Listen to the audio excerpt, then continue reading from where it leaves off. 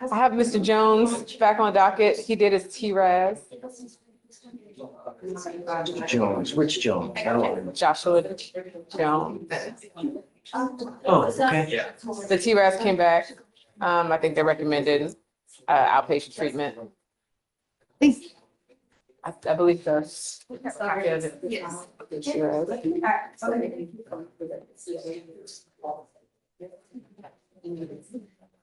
Okay. They recommended outpatient with 2 open DWI. They recommended outpatient. Okay, so I'm gonna do it because I told you I would do whatever they do. But if he mucks it up, he's going into an inpatient. That'll be used as a sanction. Okay. Will you take a year probation? What do you think, State? I'm sorry, I don't have. This is Jones, Joshua Jones. He has 2 open DWIs. Yeah. I'm sorry, I couldn't find that. I think 2 years is appropriate so that we know. Judge, you know what spot that puts me in. We can go to trial and get the same thing. Okay. On 2? 15 months. Okay, that's. I'll talk to him. It'll still be under. All But right, sounds good. I don't know. He's gonna get tested a lot, Yeah, you know, I will. he's using. No, I'll be back. I guess. Judge, I feel the assessment to have him go into physics and move on. What is the violation? Alcohol and weed.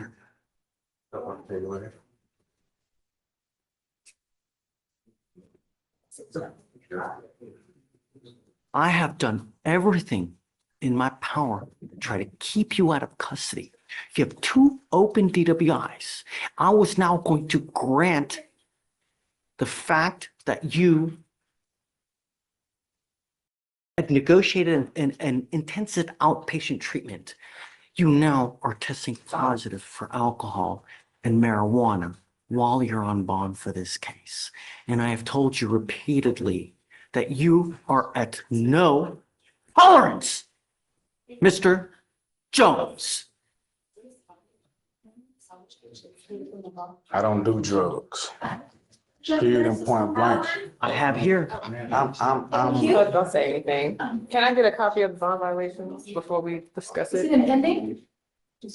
it's, yeah, it's in ready for judge. I don't know why it's not cool. March 13th, the results were confirmed by the lab for alcohol and THC. Oh, wait. Joshua Dante Jones, right? Joshua Dante Jones? Just.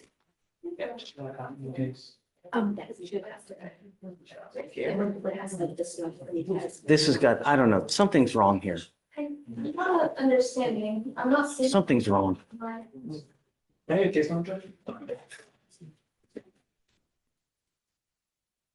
Ow.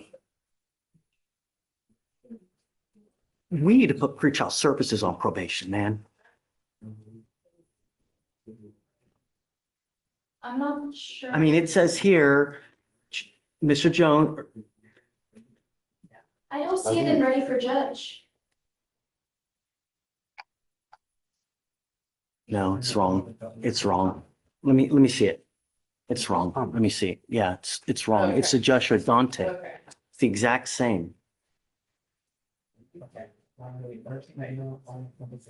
You're good. So we're good. Hey, It wasn't you. We're good. that's not you. Let's go talk again. Sorry to scare you. Let's go talk. He's good.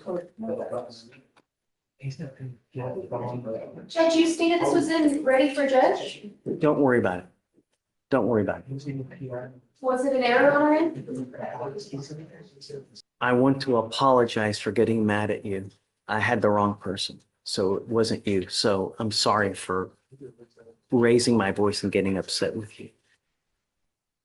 And the reason I got so upset was because you have 2 open DWIs. It's serious business. It's not a, and so if I see someone that has those kind of cases that are open and when they start having more violations, that really tells me that there's a problem, which is not your case. I mean, I haven't seen any violations, which I'm hoping it stays that way. You know, the idea is that you learn something when you get here, so you leave better than you came, you know, because the last thing we want is for you to become a statistic. We have enough of that. We don't want any more. We don't want any more death on our streets. That's exactly what we're trying to prevent. And everything we do now here is to help you and give you the tools to make you better when you go out in the world, so that you think next time, you know, if you do want to get lit, right? If you want to have 32 shots of tequila, 52 joints, or whatever it may be, right? That you think before getting into a car. Because God forbid, it's that one mistake that you dig such a hole you never crawl out of. That's the idea, you know? You've worked a great deal here, really, where they're going to dismiss one of your DWIs, you're pleading to the other one. Nevertheless, when an officer pulls you over, the first thing they do, what do you think they do? They look at your record because they want to know who they're dealing with. If they look at your record and they go up to you in the car and they smell alcohol or dope, it's probably not going to go well. So the idea is, if you're going to get lit, if you're going to have that, be like that, take an Uber. Do you understand? The agreement that you've worked out is, like I said, they're going to dismiss one of the DWIs. You're pleading guilty to one of the DWIs, so it will go on your record. You are now entering into an agreement, a plea bargain with the state. The agreement is 180 days in jail to be probated for 15 months. As part of the agreement, you will do a DWI education class, 2 victim impact panels. You will do a TRAS with conditions. You have already done the TRAS. The TRAS has recommended intensive outpatient treatment, followed by supportive outpatient treatment, which is good. I'm telling you, I thought they were going to order you to do inpatient treatment. That's what I thought they were going to do. So this is great for you because you're not going into lockup. But understand, it's not easy. You have to get it done. If you don't, you understand. No drugs, no alcohol, no breath test refusal. So if you're pulled over in a car, an officer asks you to submit a breath test, you must do it. Guardian interlock, a $100 one-time donation to Mothers Against Drunk Driving, and 25 hours of community service. I will make you a deal. Your license is now suspended. I had them look it up to see whether you can drive or not. You can't drive now because your license is suspended. It's suspended until 2026 as to what the state saw and looked up. If you get your license back, I will waive that community service for you. I would rather you spend the time to try to get your license back and get liability insurance, car insurance. If you do, I'll take off the 25 hours of community service. You understand? If you fail at this agreement, I will issue a warrant for your arrest. I'm going to bring you back out. We're going to have a talk about whether you violated this probation. If you do, you're looking at 180 days in jail. You understand? Stop. The worst possible thing you can do is just take off. If you do, that's an instant warrant. The other worst possible thing, if you pick up another DWI. If you do, I'm just going to lose even more hair. Don't, really. If you ever have a problem, come back, talk to us. We can always work it out. There's never nothing that we can't work out. Anything can be worked out. You're giving up the right to a trial, right to compel witnesses to testify on your behalf, cross-examine your accusers. If you're not a citizen, there are possible immigration consequences. You can be deported, excluded from the country, denied naturalization under federal law. You give up the right to appeal. So once you plead guilty to this offense, it will go on your record. You can never take it off. Is this what you want to do? How do you plead to the offense of driving while intoxicated? Yes. I'm going to find you guilty. I'm going to follow the agreement.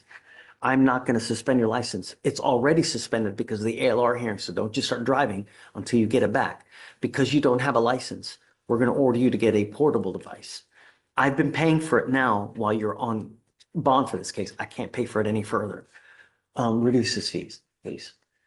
The other thing that you need to understand is DWI is big business. There is a $3,000 surcharge that one normally tack onto this.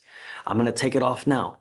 But from now on, you ever pick up another DWI, that's a second. From now on, it's a minimum of 30 days in jail and a $6,000 surcharge on a second DWI.